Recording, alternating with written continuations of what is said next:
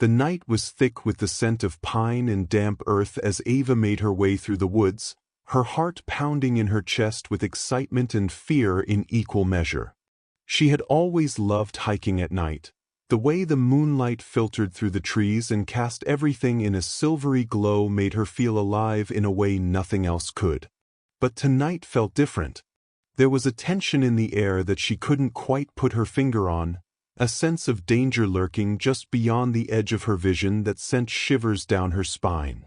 Still she pressed on, determined to reach the clearing at the top of the hill before turning back for home. As she rounded a bend in the trail, she froze in her tracks. There, standing in a shaft of moonlight, was a man. He was naked, his body covered in scars and tattoos that seemed to writhe and shift in the dim light. His eyes were wild and feral like those of an animal. For a moment Ava was paralyzed with fear. She knew she should run, scream even, but something about him held her in place. Maybe it was the way he looked at her, not with fear or aggression, but with a kind of raw hunger that sent shivers down her spine.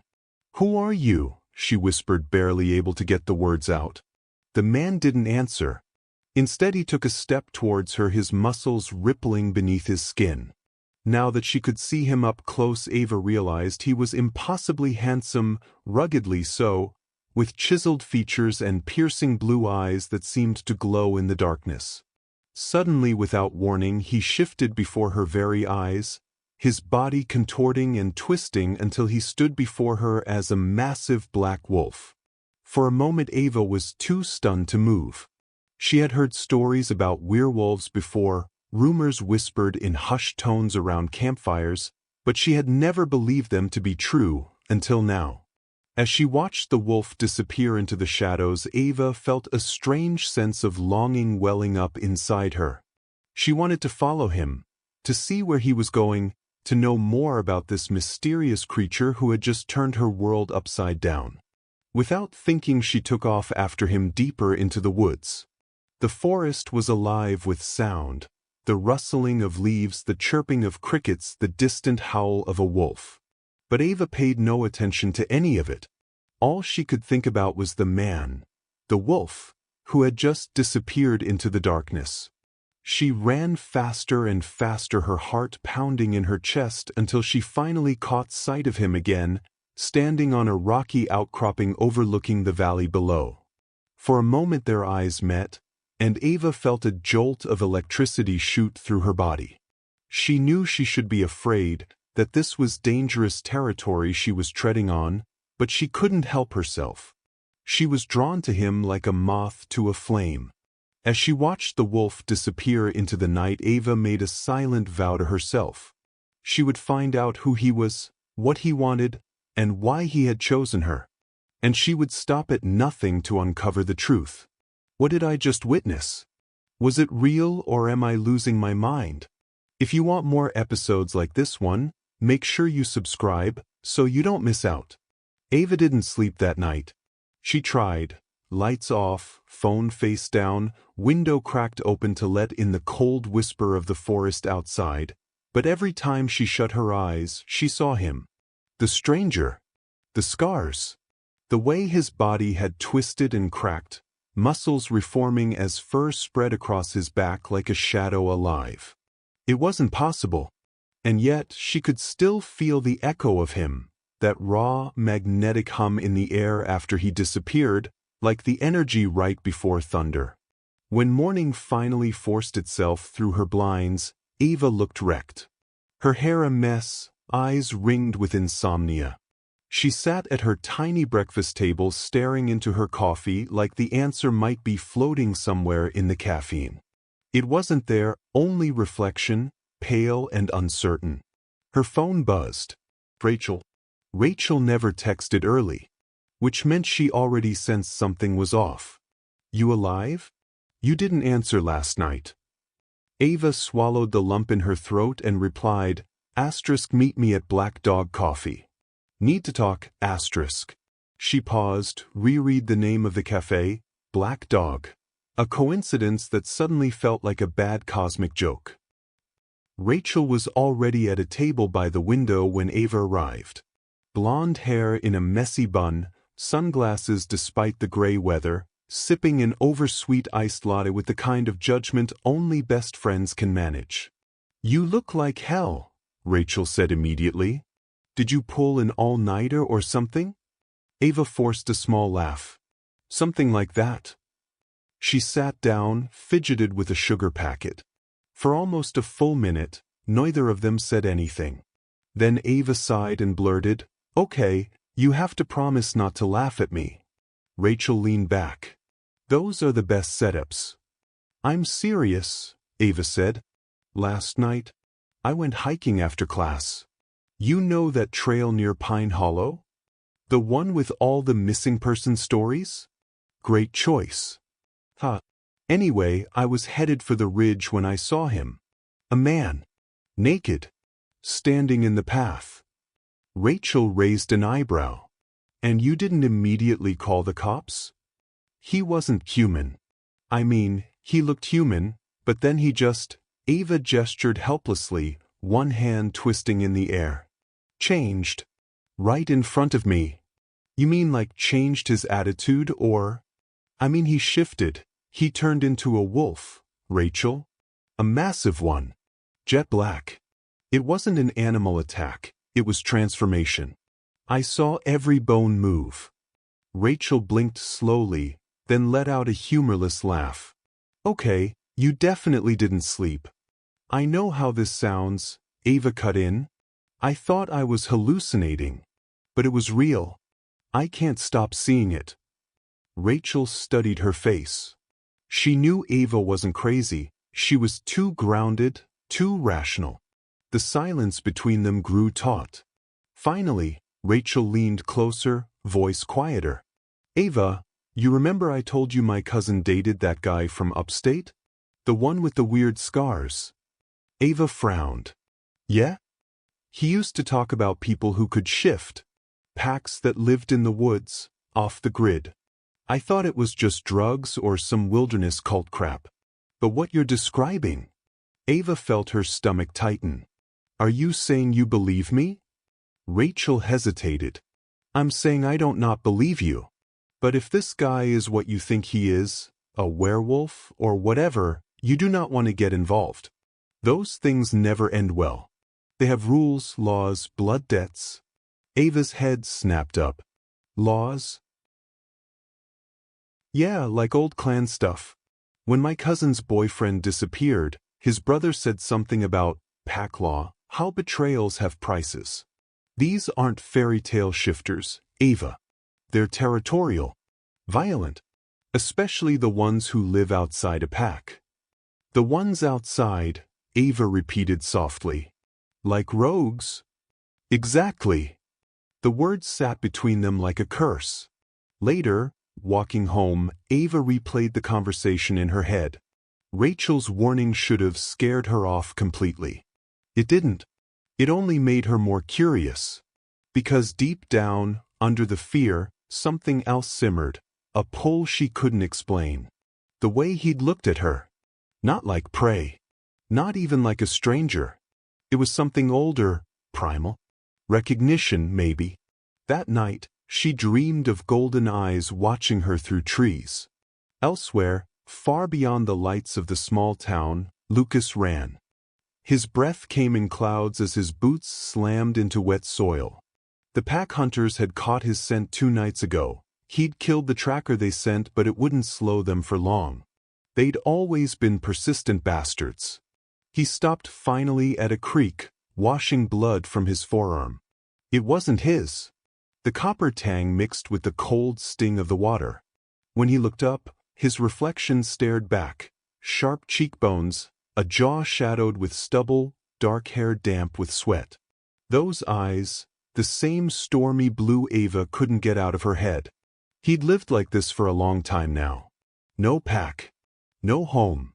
Just his instincts, and the endless echo of betrayal that still burned behind his ribs.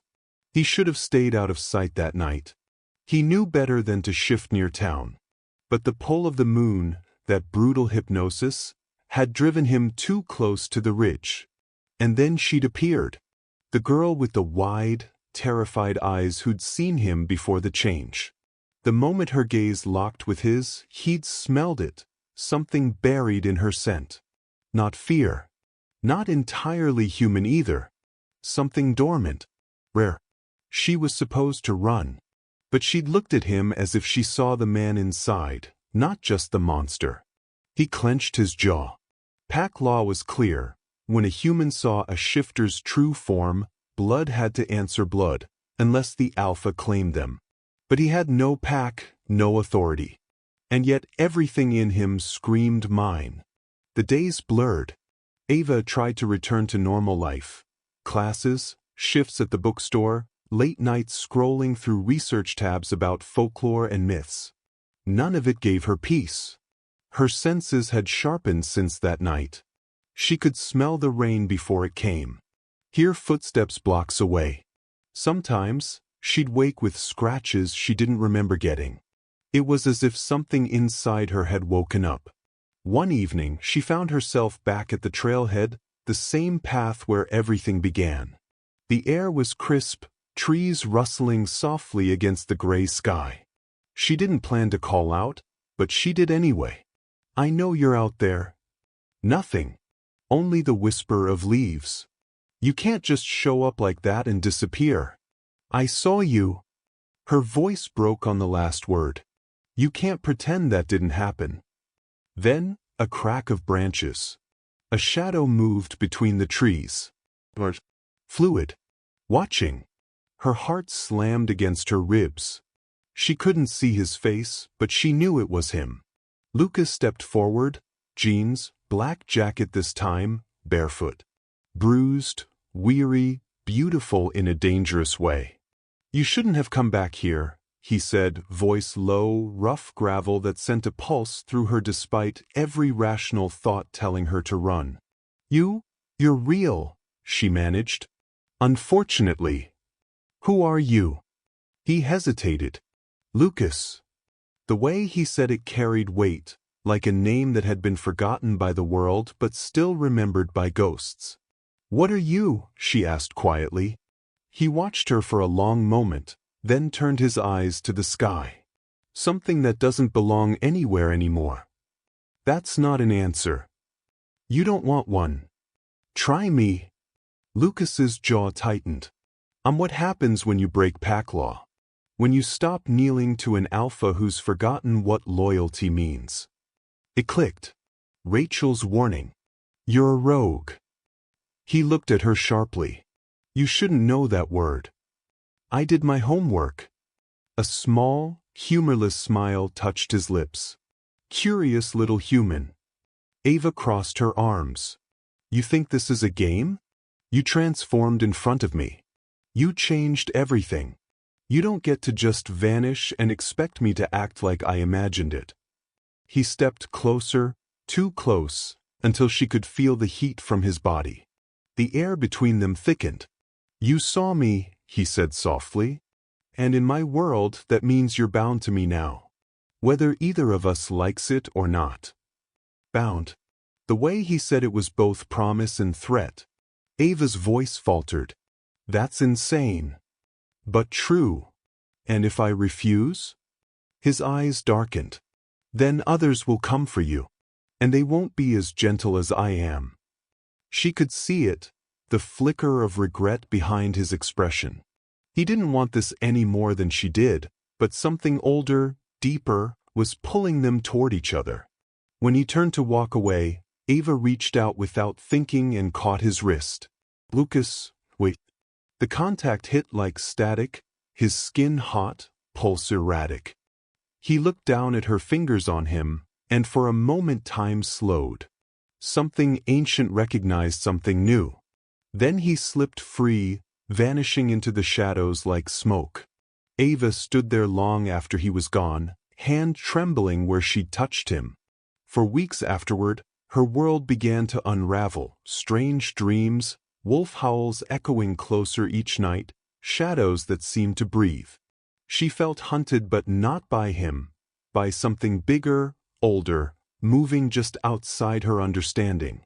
And somewhere across the mountains, in a forgotten cabin smelling of ash and rain, Lucas sat by a dying fire, carving a mark into the floor, a sigil of warning, of claim, whispering a name he shouldn't remember at all. Ava. The first storm of October came hard and restless. The kind that shakes old rooftops and makes everything smell like wet bark and electricity. Ava hadn't slept properly for days. Her phone stayed on silent, her apartment lights dim, her nightmares louder than reality. Every time thunder cracked, she half expected to see him standing in the doorway again. Those ice-blue eyes, that raw stillness like violence just about to choose a direction. But he didn't come back. Not right away. She did her best to move through the week like she still belonged among normal people. She went to class, nodded at professors she didn't hear, drank coffee that did nothing. Rachel texted, called, sent memes and worry in equal measure. Ava ignored nearly all of it. When she did answer, she just lied. I'm fine. Just tired. What she couldn't tell anyone was how her senses had started shifting again. The way she could smell detergent on someone's clothes from across the room. How her hearing had become painfully sharp. How she kept dreaming of running, barefoot, fast through endless woods, her heart sinking to another's. By Friday night, the city's power flickered and went out completely. Her apartment building groaned in the dark. Somewhere, a neighbor cursed and slammed a window shut. Ava lit a candle, watched the flame dance, tried to ignore that familiar pulse beneath her skin. Then came the sound she'd begun to dread, that low rumble she couldn't mistake for thunder. A growl, deep, restrained, carrying through the storm. Her heart stuttered. She didn't move. The sound came again, closer this time, a voice under it, human now. Familiar. Ava. Her name, spoken like a warning and a benediction all at once. She stood slowly. The candle flickered, guttered, almost went out. He stepped from the shadows near the balcony door, rainwater streaming off him. Lucas. Drenched to the bone, barefoot again, a dark flannel shirt clinging to the shape of him, scars glimmering in the candlelight. He looked half wild, half broken, every inch of him dangerous. What are you doing here? She managed, voice smaller than she wanted. I told you, he began, then stopped. His gaze swept the room once, cautious. You shouldn't leave your windows unlocked. I wasn't expecting company. Something flickered in his eyes, amusement, maybe, or disbelief. You should have been. Get out. Her voice shook, but she didn't back up. Instead, he stepped closer. I can't. Ava's pulse hammered against her throat. You can't or you won't? He ignored the question. They're looking for you. What? Who's looking for me? My pack, he said. The words came with weight. They caught your scent. They know you saw me shift. She stared at him. So what? You said you were rogue. Why would they care? Because, he said, and for the first time, anger threaded through his low voice, you aren't supposed to exist outside our law. And the law says that once you've seen me, you're mine. The word mine hit her like heat. She recoiled. Excuse me? He closed the distance then, not touching her but close enough that she could feel the storm off him. That strange hum, the scent of rain and pine and something wild underneath. It's not a choice, he said quietly. The bond was made the moment you saw me in my true form. The law binds flesh and spirit. If I don't claim you, they will. Ava blinked, trying to understand. Claim me? Like property? That's insane. Lucas's jaw tightened. I didn't make the rules. I broke most of them. But this one, he cut himself off, stepped back a fraction as though fighting with himself. You need to understand. When we shift where humans can see, blood has to balance. Either the alpha claims the witness, or the witness dies. There isn't a third option. Ava swallowed hard. That's barbaric. He gave a humorless smile. You don't know the half of it. Outside, lightning lit up the room. In that sharp, white flash, she saw the beast in the outline of him, the strength coiled under his control. And something else in his expression. Conflict, pain, maybe even fear. Ava's voice softened despite herself. "You don't want to do this, do you?" His breath caught. "Want doesn't matter. The bond is already alive.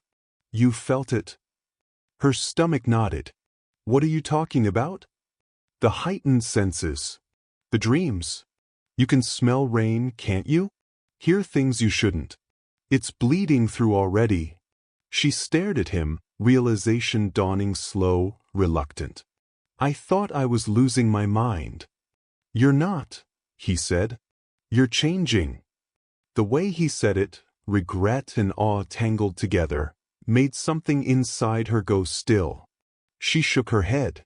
"No. No, I'm human. For now." He took one step forward, and she didn't move.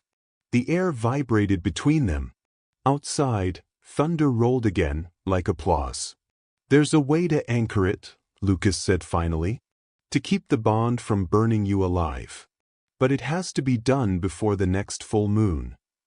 "And let me guess," she said, voice bitter, "you're the anchor. I'm the only one who can keep the others from tearing you apart." Ava's throat was dry. "And what exactly does claiming involve?" His gaze drifted down, then back up.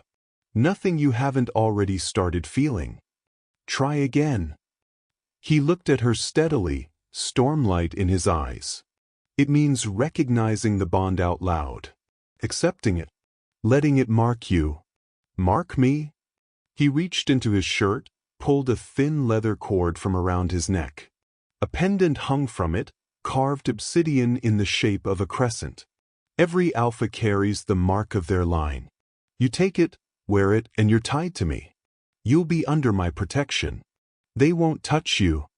"And if I refuse?" His voice went low. "Then they'll come for you anyway.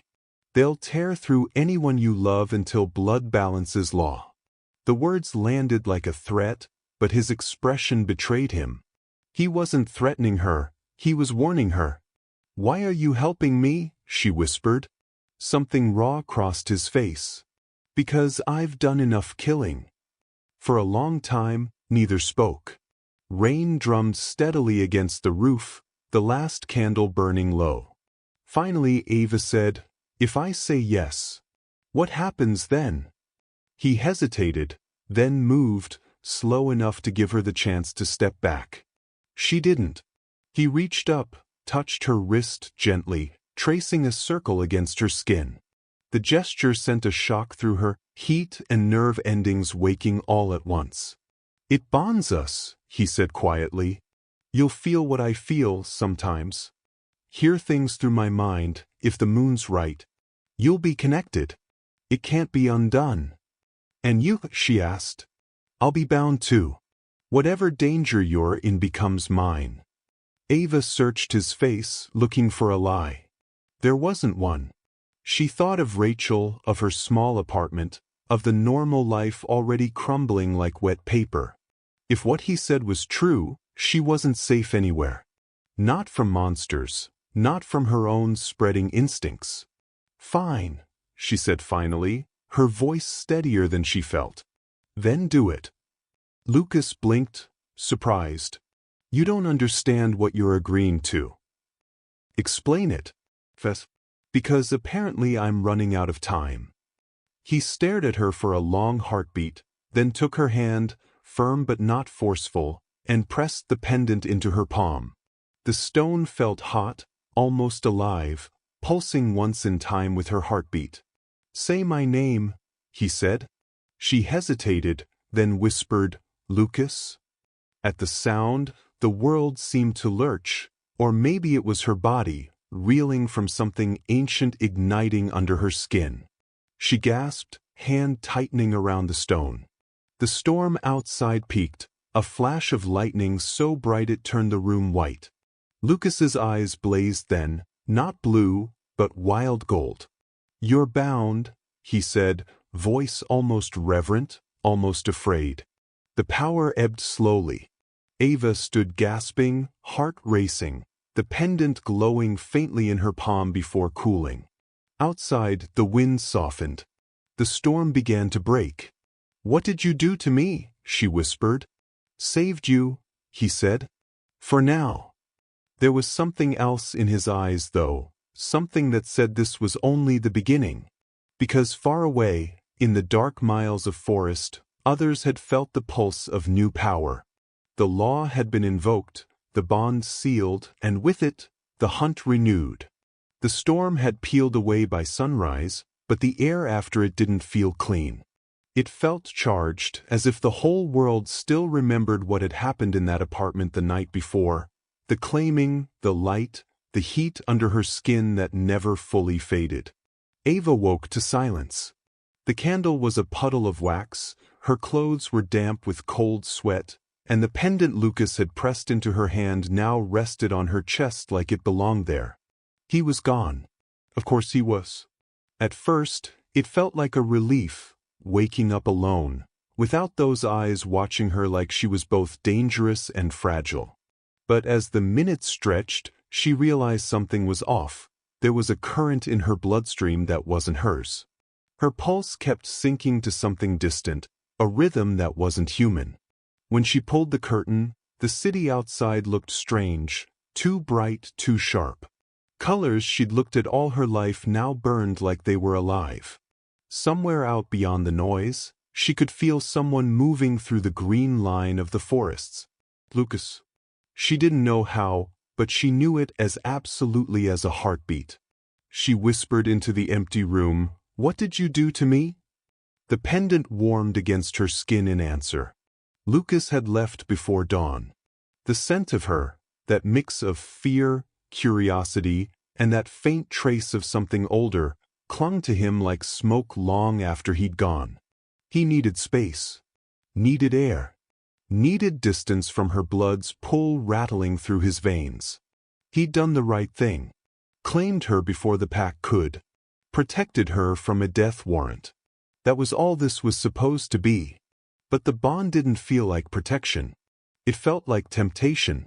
The deeper part of him, the wolf that still answered to moons and winds and ancient instincts, had recognized her instantly. Recognition was dangerous. It meant she wasn't just some random human. There was a reason the bond hit this hard, this fast.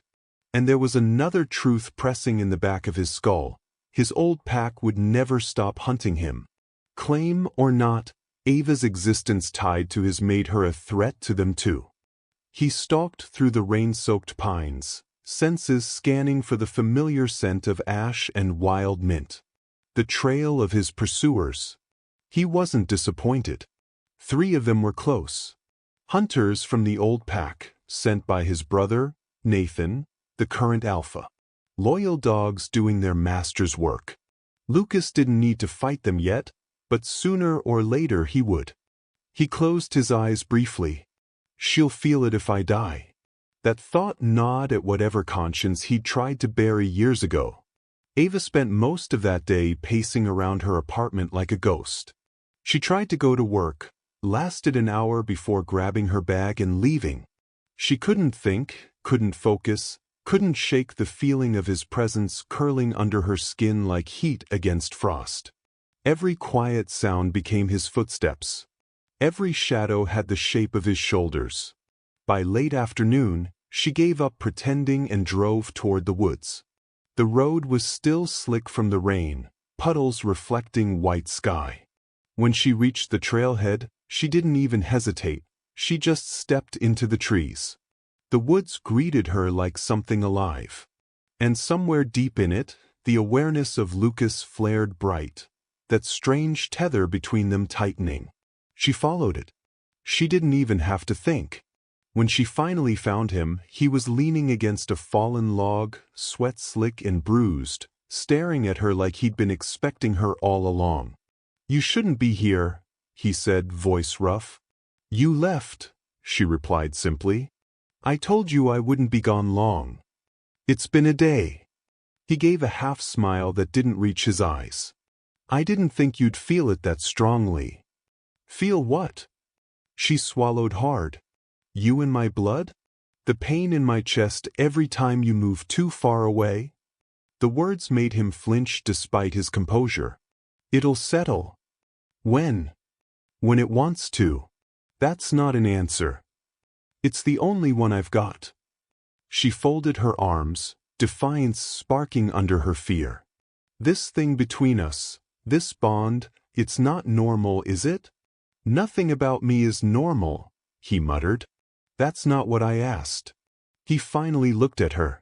No, it isn't. Then what the hell am I turning into, Lucas?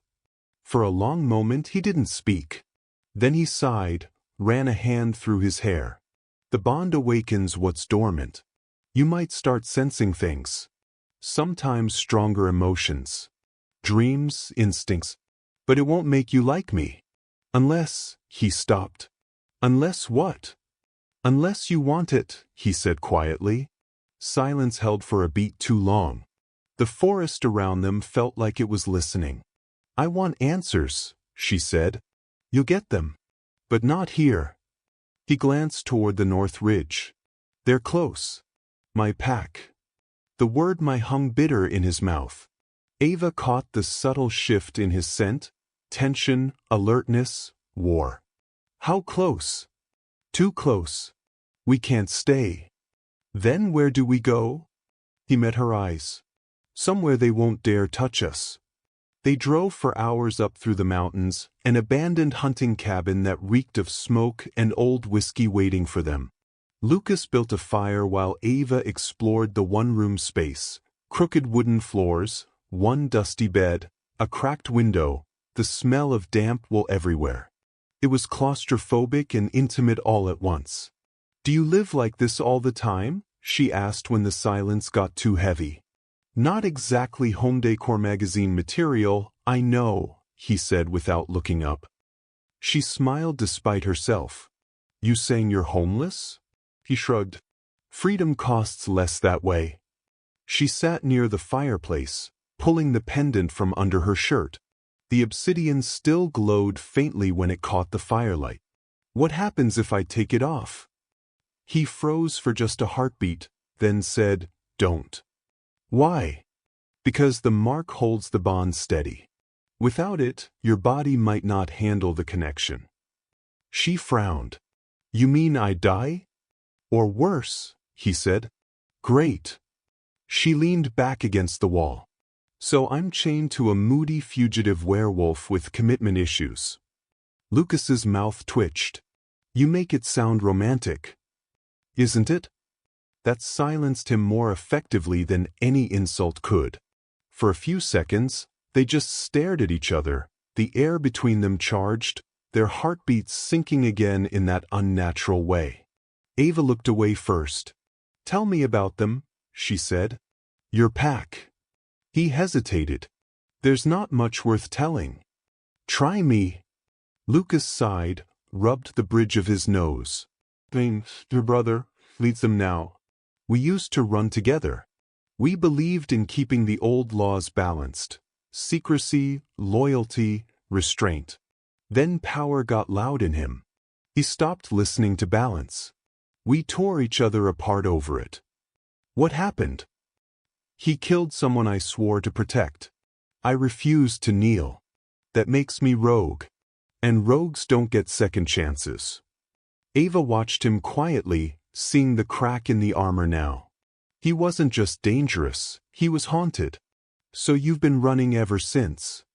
Running, fighting, surviving. Same thing. You ever miss them? He looked at her sharply. Would you miss someone who tried to carve you open for disobedience? She opened her mouth, then shut it. Fair. The fire burned lower. Wind rubbed against the cabin walls. For a moment, they were just two people sitting in a half-forgotten place, carrying too much silence. Then Ava felt it, the pull again.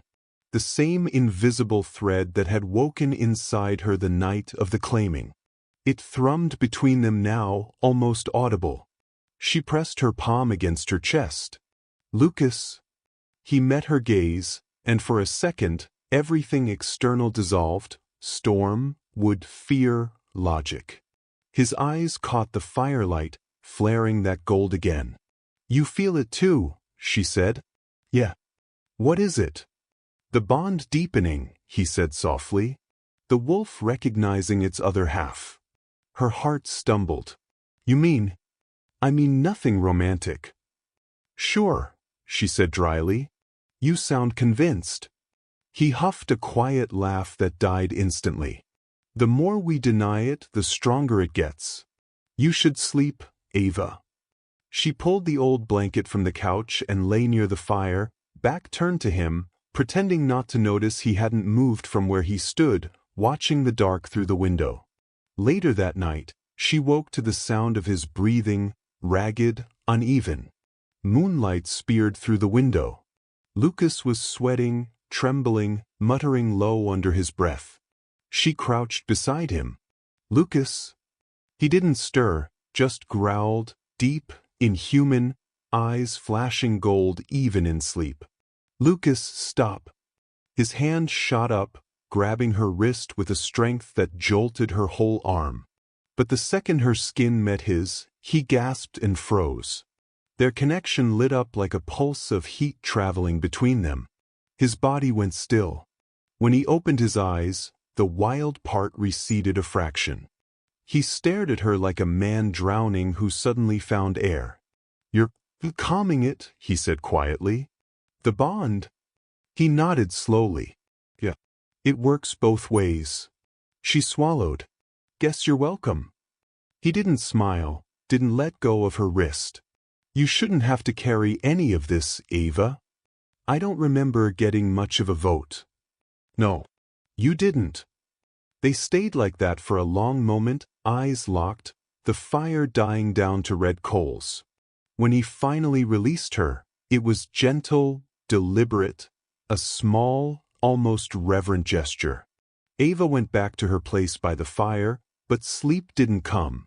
Every time she closed her eyes, she felt his heartbeat inside her chest, a steady, foreign rhythm she could neither fight nor ignore. And somewhere out in the distance beyond the mountains, someone else began to follow that same beat. The old pack had found a new scent. The cabin felt smaller in daylight. Smoke curled lazily from the hearth where they'd shared uneasy silence through the night. Outside, frost clung to the thin edge of the windows, and something in the woods sounded wrong, too still. Ava felt the tension like a pulse under her skin. Every breath Lucas took stirred that same invisible string inside her, the one she was starting to hate almost as much as she needed it. He was already awake, booted, every movement too quiet, too careful. His knife lay on the table beside a map stained with mud and rings from old bottles. Lines were drawn in black charcoal, routes, escape paths, circles marking danger. Ava stood against the doorframe, hair messy, sweatshirt hanging off her shoulder. "You didn't sleep," she said. He didn't look up. "Didn't need to." "Still doesn't mean you have to act like some night watchman on edge." Lucas gave a faint, almost bitter smile. "On edge is the only way I've stayed alive this long."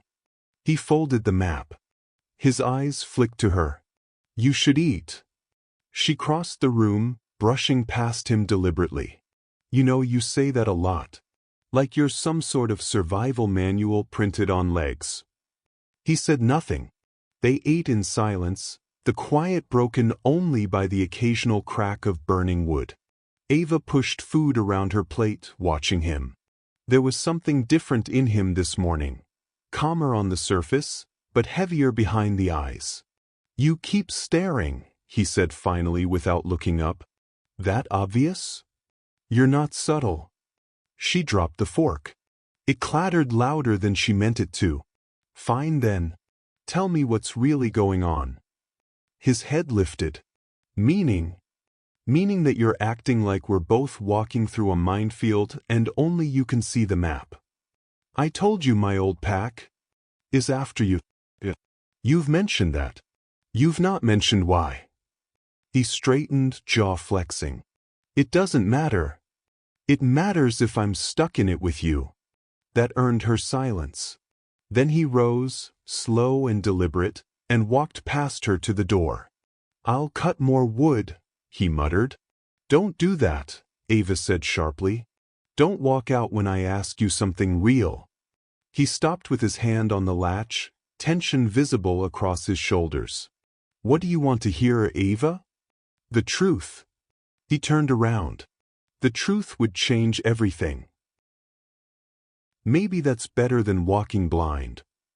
His stare lingered on her for a beat too long. Then something in him shifted, something resigned. You want the truth? Fun, he said, voice low. I'm not just hunted. I'm exiled. Banished because I broke the oldest law we have. You never kill another of your blood. I did. The words landed heavy, flat. Ava's chest went tight. She didn't speak for a moment. Why? Lucas looked away. Because Nathan, my brother, the alpha now, killed someone I was supposed to protect. She was human. He said she contaminated the pack, made me weak. I tore his second in command apart before I remembered I was supposed to kneel. Ava's stomach turned. You murdered someone in front of your brother? He called it an execution. I called it justice. Either way, it defined us both. And now every step I take drags the past closer. He said it like a fact, not an excuse. Ava pressed a hand to her mouth. You should have told me. I was trying to keep you safe. You bound me to you, Lucas. Safety kind of stopped being an option after that. His gaze softened a fraction. You think this was easy for me? I think you're full of half-truths and grim hero speeches, she snapped. And I think I don't even know who I'm sleeping next to anymore. That hit. He flinched like she'd punched him. You're not sleeping next to me, he said quietly. Semantics, she said, sarcastic and tired. He ran a hand through his hair. You want honesty? Here's more of it. They'll find us within a few days. There's a reason the air feels wrong this morning. They're already tracking. You knew this and didn't tell me? I didn't want to scare you. Well, congratulations, mission failed. She moved away from the fire, pacing. Her thoughts were a storm, every secret stacking into a wall she couldn't climb. The connection in her chest pulsed harder as if it mirrored her anger. Stop, Lucas said softly. You're bleeding through the bond. What? Your emotions. I can feel them. It'll draw them faster. She laughed once, humorless. So my panic is not only your weakness, it's also a tracking device. Great system you people have. A stretch of silence broke into the sound of boots on wood as he approached. She didn't back off. He reached out, rested a hand on the back of her neck gently. Breathe, he said. That word worked like a command. Her lungs obeyed before her mind could argue. The pull between them calmed a notch, enough to think straight. You saying I'm the reason we're in danger? She murmured. I'm saying none of this is simple. I notice. She shrugged his hand away. You treat me like a liability, Lucas. Then you hand me this ancient necklace and call it a bond. His expression turned grim. That necklace is the only reason you're alive. She folded her arms. Then maybe I should take it off and see how quick that changes. He grabbed her wrist without thinking. The pendant pulsed to life with heat. Don't ever do that. Why not? So I can see what you're really protecting, me or your conscience. Their eyes locked. He released her slowly. You don't understand yet, Ava. Then explain it. Stop acting like I'm glass. Tell me what I am to you, pray, link, curse? Because right now I don't know if I should run from you or toward you. Lucas looked away, every line of him drawn tight. The only thing left that still feels human, he said finally, almost too low for her to catch.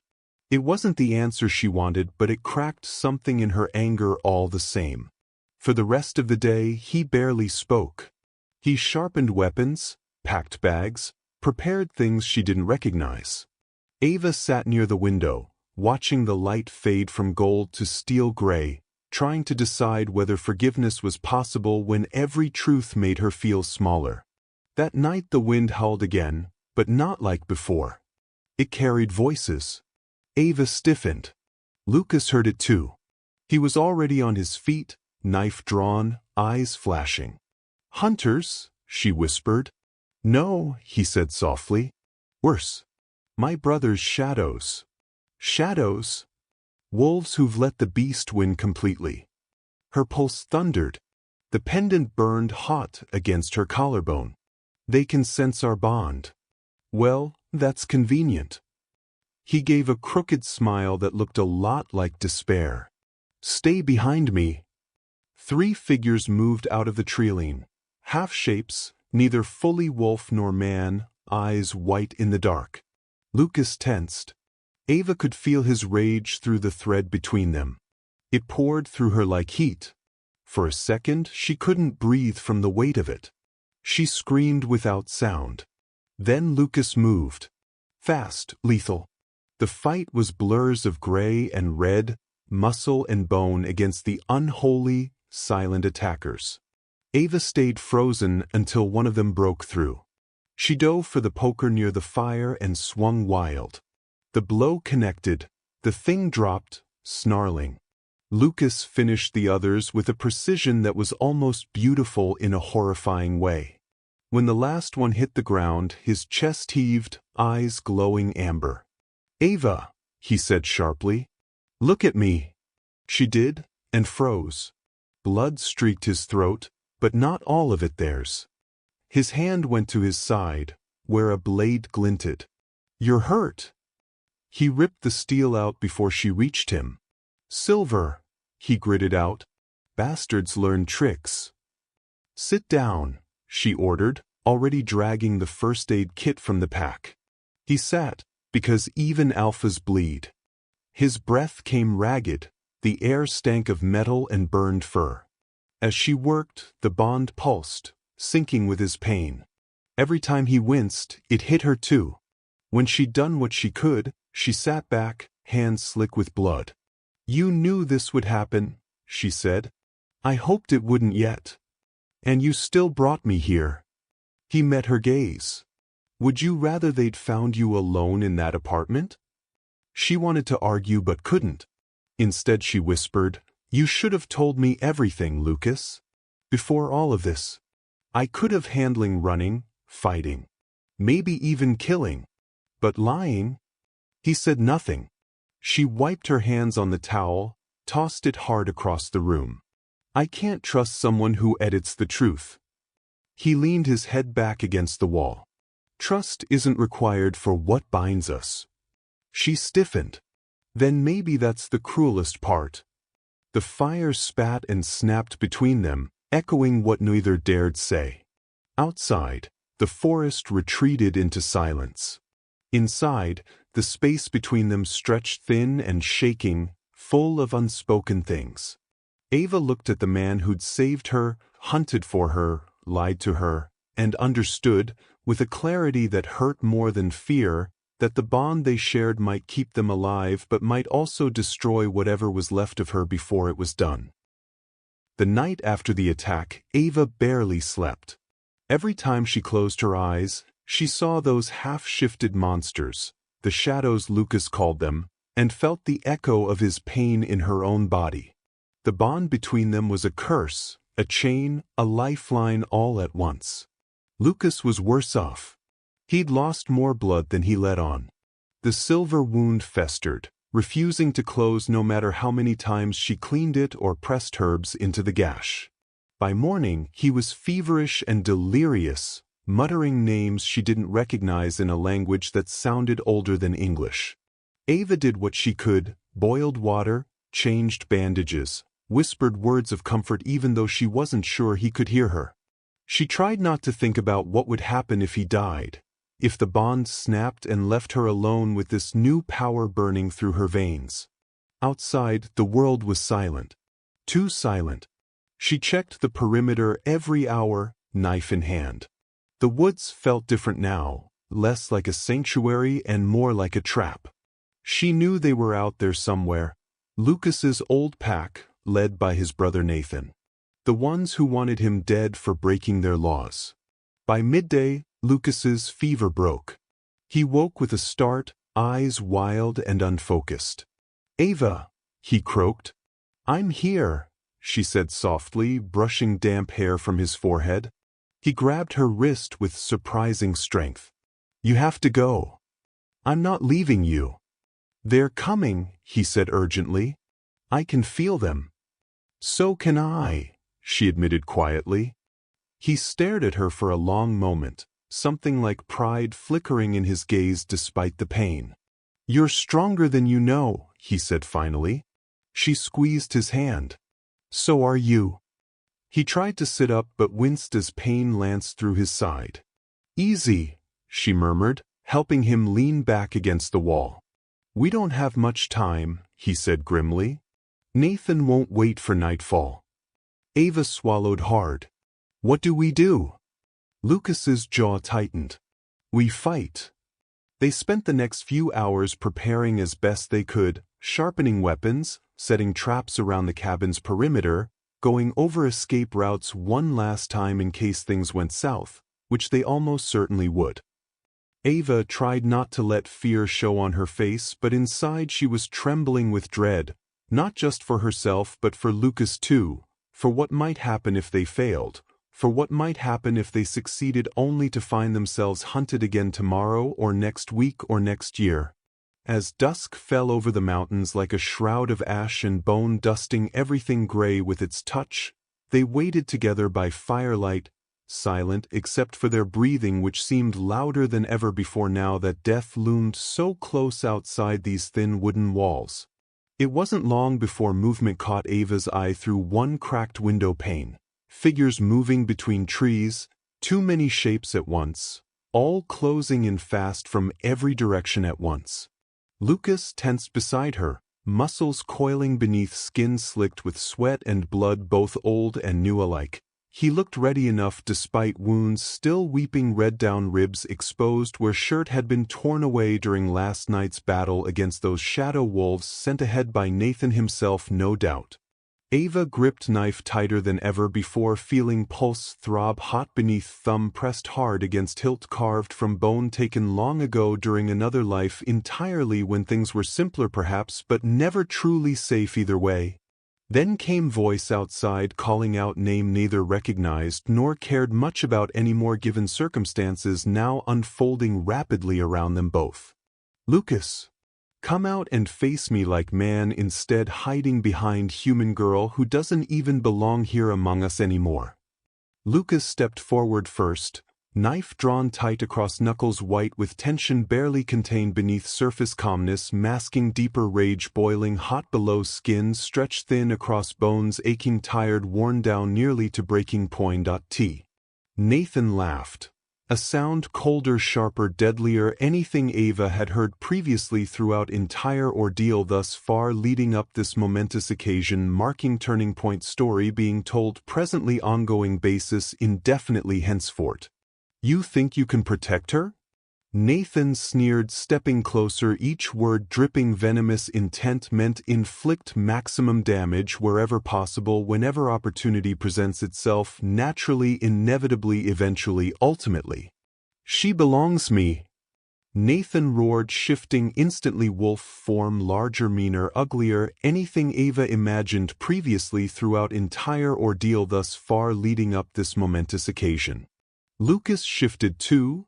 Bones cracking fur sprouting claws extending teeth bared ready fight tooth nail claw fang anything else available arsenal disposal. The two brothers circled each other growling snarling snapping jaws inches apart neither willing back down. Ava watched helplessly, unable to intervene physically, emotionally mentally, spiritually and psychologically. The two wolves crashed together in an explosion of muscle and teeth and rage that made Ava's knees buckle as she watched from the cabin doorway. Lucas and Nathan were nearly the same size in wolf form, both huge and black as midnight, But Nathan was older and heavier with scars running down his flanks like white riverbeds through dark earth. They slammed into one another again and again with bone-crunching force, snapping jaws and raking claws and blood spraying across the snow as their bodies twisted and rolled in the moonlight. Around them the rest of the pack circled in human form, bare-chested men and women with wild eyes and snarling lips, waiting for their alpha's signal to join the fray. One of them, a tall man with gray streaks in his beard, caught Ava's eye and grinned at her with teeth too sharp to be human. "Pretty thing," he growled in a voice that was more animal than man. She backed away from the door, clutching her knife tighter than ever before. Inside the cabin, Lucas's blood still pooled on the floor where he'd lain fevered and delirious only hours earlier. She could feel the bond between them pulsing like an open wound, his pain and fear and rage all mingling with her own until she could hardly tell where one ended and the other began. Outside, Nathan and Lucas were locked together in another vicious tangle of fur and fawn. Nathan had Lucas pinned beneath him now, his jaws clamped around Lucas's throat as he tried to crush the life from his younger brother. Lucas kicked and clawed and bit back with everything he had left in him, but Nathan was too strong, too relentless, too full of hate. "Lucas!" Ava screamed as she watched Nathan's teeth sink deeper into her mate's flesh. The rest of the pack howled in triumph as blood poured from Lucas's neck, staining the snow beneath him crimson. But then, just as it seemed all hope was lost, Lucas managed to twist his body enough to sink his own teeth into Nathan's forearm. Nathan yelped in pain and loosened his grip just enough for Lucas to wriggle free. He scrambled to his feet, blood streaming from his wounds, and faced his brother with murder in his eyes. "You'll never have her," he growled in a voice that was barely more than a whisper. Nathan laughed, a deep guttural sound that sent chills down Ava's spine. "She's already mine by pack law," he sneered. "Not if I kill you first," Lucas spat back. They charged at one another again, this time with even more fury than before. Their bodies crashed together in another explosion of fur and fawn, each trying desperately to gain the upper hand. Meanwhile, Ava was still inside the cabin, her heart pounding in her chest as she tried to decide what to do next. She knew she couldn't just stand by and watch as Lucas was torn apart by his own brother, but she also knew that if she intervened she'd be risking her own life in the process. For a brief moment she considered running, fleeing into the woods and leaving both brothers behind to settle their own bloody feud.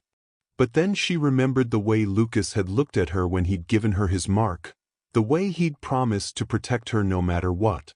She couldn't abandon him now, not when he needed her most. So she took a deep breath, steeled herself for what was to come, and stepped out into the fray.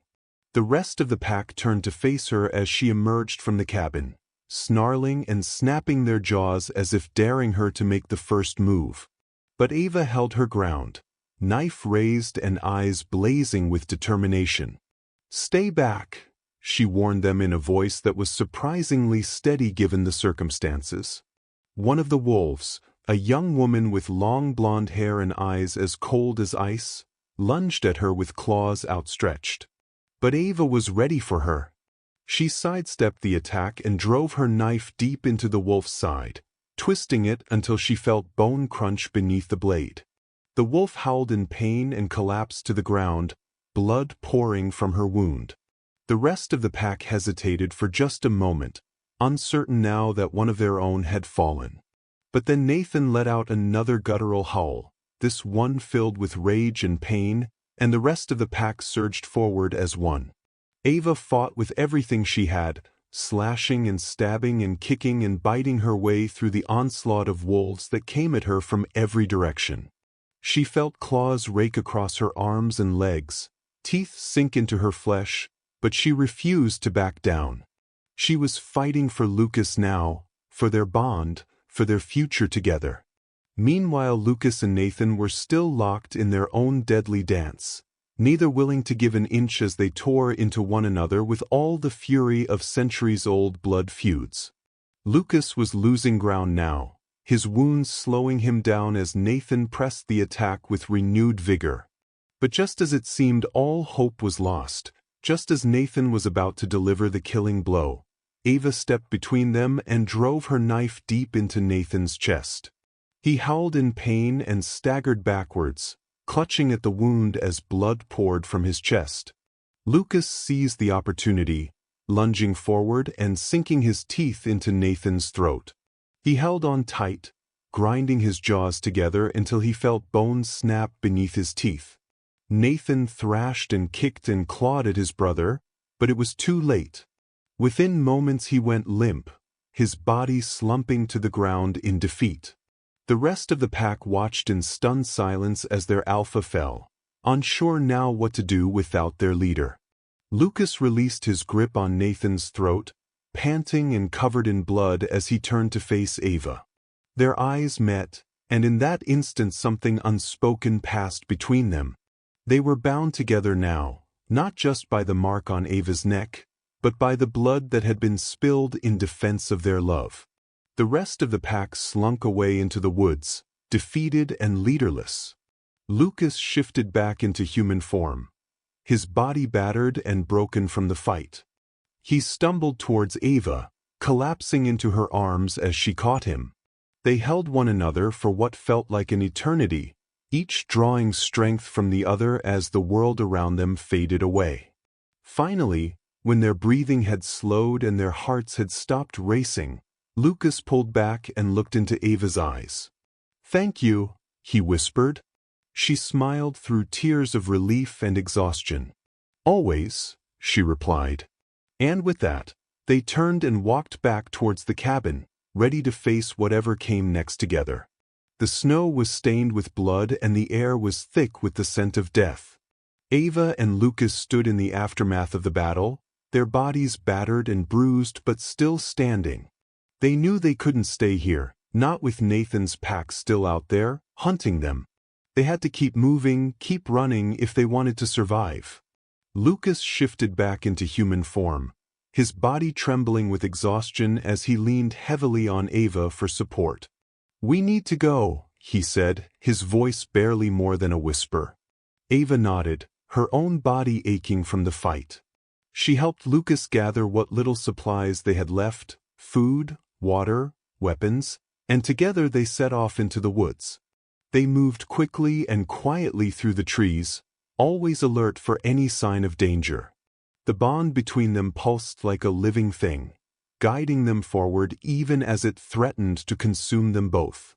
As night fell over the mountains once again, they found shelter in an abandoned cabin deep in the woods. It was small and cramped, but it would have to do for now. Ava tended to Lucas's wounds as best she could, cleaning and bandaging them with what little medical supplies they had left. He winced in pain but didn't complain. He was used to this kind of life by now. Once she'd finished tending to his injuries, Ava sat down beside him on the floor, her back pressed against his chest as he wrapped his arms around her protectively. For a long time neither spoke. They simply sat there together in silence, drawing comfort from each other's presence after everything that had happened earlier that day. Eventually, though, the weight of everything began pressing down upon them both at once until finally one or both broke under pressure. "I'm sorry," Lucas whispered into Ava's hair softly enough so only she could hear him clearly. "For what?" Ava asked, quietly turning slightly so she could look up at him directly face to face. "For dragging you into all this," Lucas replied honestly. Ava smiled softly, reaching up, gently caressing side cheek. "I chose this," she said simply. Lucas looked down at her searching eyes, seeking answers, finding none, only more questions. "You're not afraid?" he asked, incredulously disbelieving. "Of course I am," Ava admitted honestly. "But I trust you," she added softly. Lucas smiled down at her, a real smile this time, not forced or fake. "I love you," he whispered softly, gently, tender, lovingly. Ava and Lucas spent months on the run, always looking over their shoulders, never staying in one place for too long. They moved from town to town, searching for somewhere they could finally feel safe. But no matter how far they ran, danger always seemed to find them. Sometimes Ava wondered if they'd ever stop running, if they could build a life together without fear following them. It was during one of those restless nights that Lucas heard whispers about a new pack, outcasts like them, living in the shadows but surviving together. At first, he was skeptical. He'd been betrayed before and trusted no one. Still, something about this rumor felt like hope. Following fragmented leads through rugged backroads and dense forests, they eventually reached a secluded valley hidden deep in the mountains. There, among towering trees and mist that clung to the ground, they found what looked like a small settlement, part village, part refuge. Men, women, and even a few children moved through the camp like ghosts rebuilding lives once torn apart. They carried the quiet dignity of survivors, people who had lost plenty but refused to vanish. The pack's leader introduced himself as Marcus, a tall, broad-shouldered man with scars carved across his face and the calm of someone who had already seen too much. His eyes, sharp green and cautious, studied both newcomers a long time before he finally nodded. "Out here," he said, "we don't ask for pasts, only loyalty."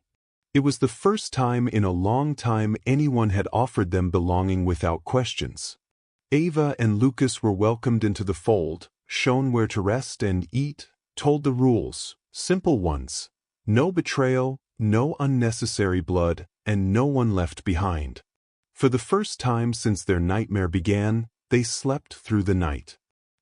Over the next several days, Ava adjusted faster than Lucas expected. She helped with cooking, hunted with the others, even began teaching the pack's children simple things: games, stories, laughter. It made the camp feel more human. Lucas, on the other hand, stayed alert. Old instincts didn't die easily. He watched the others, quietly gauging who could be trusted. Marcus noticed, and one evening by the fire he said, "You can stop circling rogue. You're not prey here." Lucas gave a thin smile. "Old habits." Marcus nodded. "Keep them. Just don't turn them on your own." There was no threat in it, just understanding. Weeks passed. Slowly, Ava and Lucas became part of the rhythm of the pack. They hunted together, repaired cabins, shared stories under starlight. There were moments, quiet, unguarded ones, when Lucas would catch Ava's laughter, and for a second, the rest of the world fell away. But underneath the peace, something hummed at the edge of the forest, something that didn't belong. It started small, a scent on the wind, an echo of howls that didn't match Marcus's wolves. Lucas caught it first. He told the alpha quietly, and Marcus's expression hardened. "Hunters," Marcus said. "Maybe worse." They doubled patrols. Fires were kept low. Every night, Lucas could feel the old dread returning, the instinct that safety never lasted. Ava noticed him sharpening his blades by moonlight. "You think they found us?" she asked. "I think trouble always does," he said. She moved closer, resting her hand on his arm. "We're not alone this time. That has to count for something." He wanted to believe her. And maybe, for a while, he almost did. By the end of that month, the forest grew too quiet. Even the wind seemed to be holding its breath. The new pack, these outcasts who'd built something worth living for, felt it too. And one gray morning, when fog rolled down from the ridges and hung heavy over the valley, Lucas caught the scent again: metal, smoke, and old blood. He didn't say anything at first. He just looked at Ava. She knew immediately. The new family they'd found, the fragile peace they'd built, it was about to be tested.